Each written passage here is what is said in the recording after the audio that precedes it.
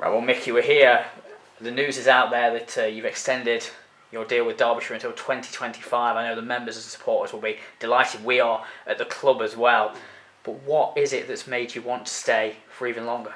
Oh look, first of all, I'm really delighted by it. I'm really happy where I'm at the moment. And the thing that inspired me was that this first year was kind of a look for me. It was kind of seeing what players we had available, what our chances were, what our ceiling was as a team.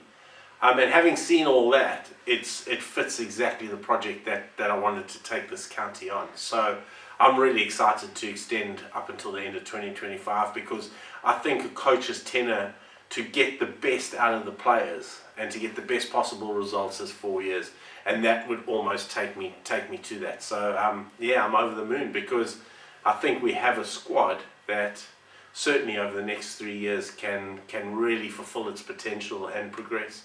Yeah, you've always spoken about the project, you've always spoken about how much Derbyshire has meant to you, even from afar. I think one of the things that's always been important to stress is this isn't just international coach Mickey Arthur wanting to try county cricket. This is Mickey Arthur wanting to have a project and really build something at Derbyshire. Yes, it is. It is exactly that. And I've always been process driven. You know, whether it was coaching with South Africa or coaching with Pakistan, Sri Lanka, was building a team and then seeing that team develop.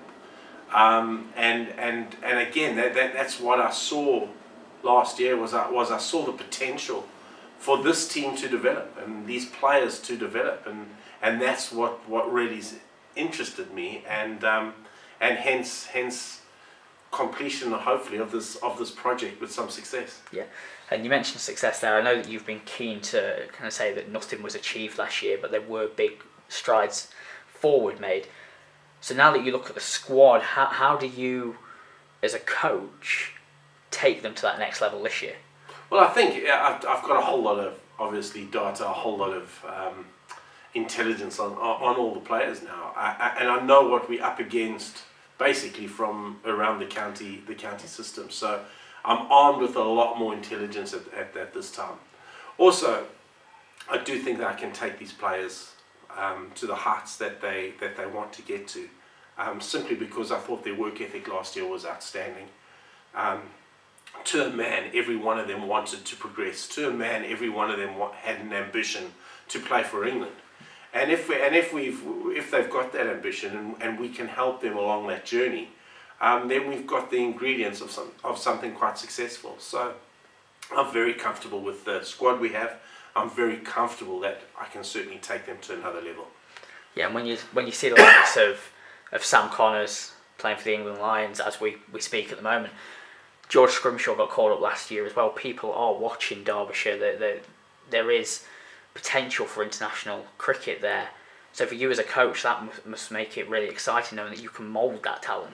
No, it does. But what it also does do is it makes the guy sitting next to them in the dressing room know that his dream is not that far off, providing he's consistent with his performances.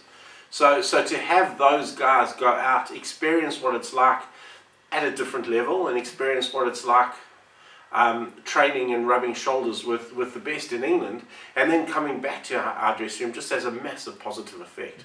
So yeah, it is so good, and we have a lot of those young players who potentially can achieve what they want to do with their careers, and once you have guys that are focused in on that, it certainly makes the job for myself and our coaching staff a lot easier, because you get that buy-in, and players go all out to become the best they can be, and that's all we can ask. Yeah, you've had 1 year in county cricket so far.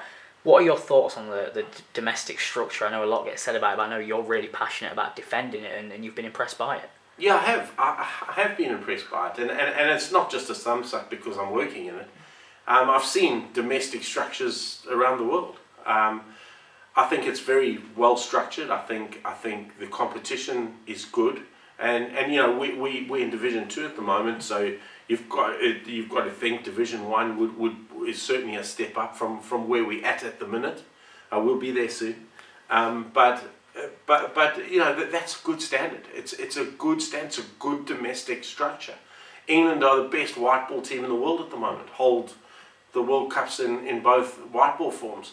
We saw a transformation in the Test team last season with a brand of cricket that has almost taken the world by storm. So England cricket is in a very, very good place. And I still say that I think it comes back to a very good structure. It comes back to a very good domestic system with good coaching. And once you have that, your potential for the players who go up to international level becomes insurmountable. So I'm a firm believer. Yes, we can talk about scheduling and how many games we play over a period of time, etc., etc. But those are the small things that can be overcome.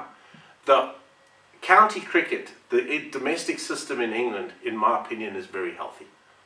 Yeah, and while you've extended to 2025, the priority at the moment is 2023. We've already talked about how good strides were made, but for you, what would a successful 2023 look like?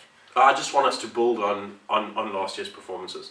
I want to see us progress and improve at the amount we improved last year, to improve that amount again. And if we do that, I know we're going to be putting ourselves up in contention for promotion. We're certainly going to be putting ourselves in contention with the White Ball Trophy. So I just want to see improvement, which I know we'll get. I do know we'll get that. As I've said, I've always wanted one more transfer window, because then I think that squad can certainly be my squad, if you like. I can certainly put my stamp on that squad.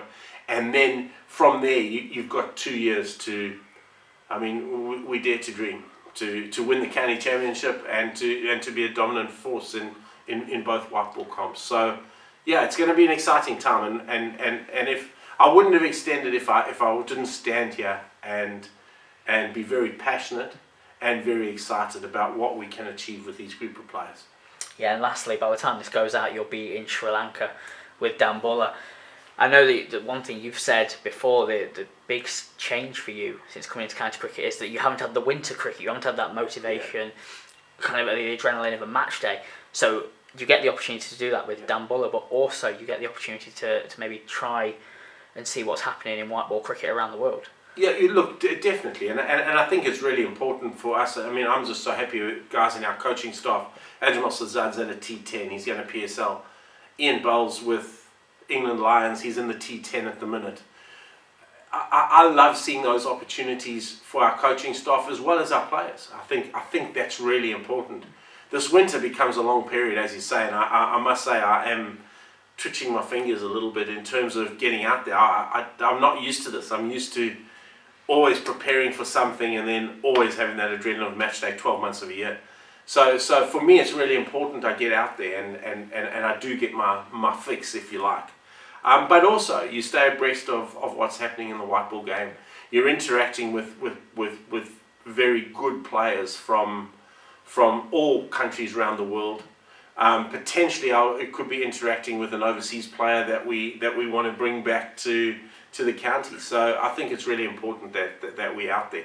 And obviously, this is not to the detriment of Derbyshire in any way. It's I think it's a positive for the county that we have players and coaches out and experiencing different things in the winter. But our program is up and running and going really, really well. We have a great support staff, and our program is tracking at the moment exactly how I want it to track. And you'll see Saranga Lakmal while you're out there as well. I know you've been keeping in contact with him while he recovers from injury. How much are you looking forward to seeing him out there and also back in action in the LPL? Yeah, I am looking forward to seeing him. We've been in constant contact. Our support staff, Julian, Physio, and Bally, the S&C, have done a wonderful job with him in terms of his rehab. We've watched video footage. They've been communicating and watching that video footage from here, watching him go through his rehab in Sri Lanka, and he's fit. He's 100%. He's raring to go.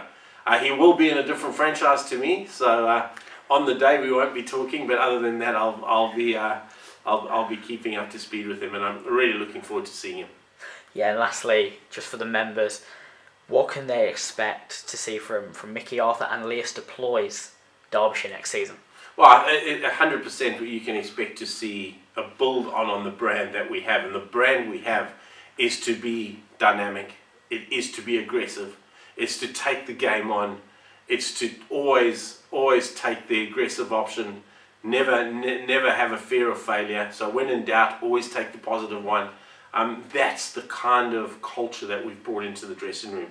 And certainly I know Lias is and the one thing that's really impressed me with Lias is his mindset and his ability to win games with proactive thinking, but also by taking an aggressive option. It really interested me, and I think that's how we get the best out of our players. So it's going to be a brand that's going to be very pleasing on the eye, I think.